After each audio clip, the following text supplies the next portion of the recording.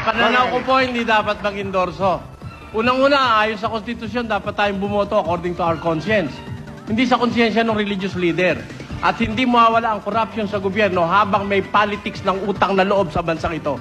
Dahil sa kai-endorso, kinakapital ng religious leader yung kanilang grupo para makakuha ng pabor sa gobyerno na siyang pinanggagalingan ng graft and corruption. Kasi ang relihiyon sana gamitin sa mga bagay na pampanginoon, hindi sa mga bagay na temporal, kagaya niyang eleksyon at pag-i-endorso ng kandidato. Unang-una, yung sinasabi ni Father Anton na kailangan daw yung panig niyang tinitindig ay ganun ang gawin. It's a failure.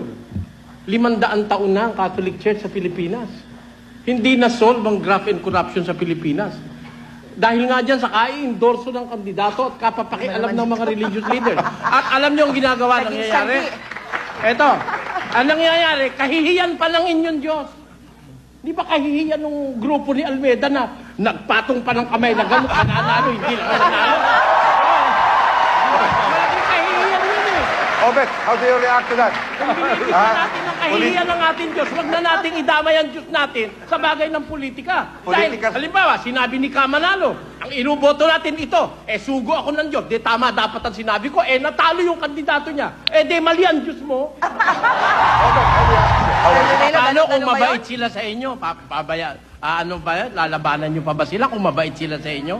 Kung gagawa sila ng pabor sa couple for Christ? Hindi ba ganon? Kaya nga na, hindi nawawala yung politics sa utang na loob sa atin dahil sa ganyan eh. Pabor doon, Brother Eli. Hindi nag-endorso si Cristo, iho. Hindi nag-endorso si Cristo.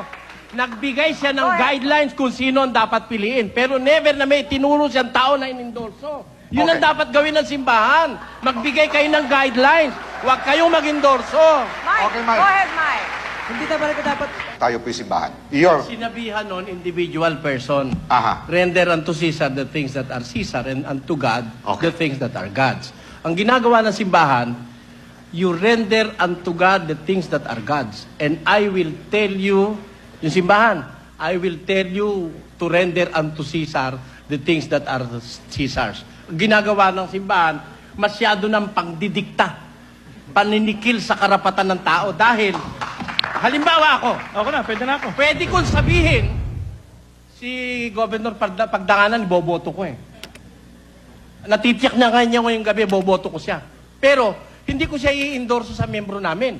Kasi, pag siya naging kurap, bandang huli, nilalagyan mo pa ng cargo di konsensya yung membro mo.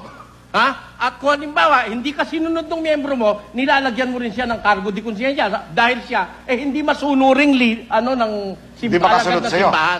Hindi sumusunod sa leader. Kaya dalawang kasalanan ang ginagawa mo sa So membro you mo. put the church at risk. At dinidisregard mo totally yung sinabi ni Jesus Christ na dapat i-respect, render unto Caesar the things that are Caesar's and unto God the things that are Okay, God's. Father Anton, okay.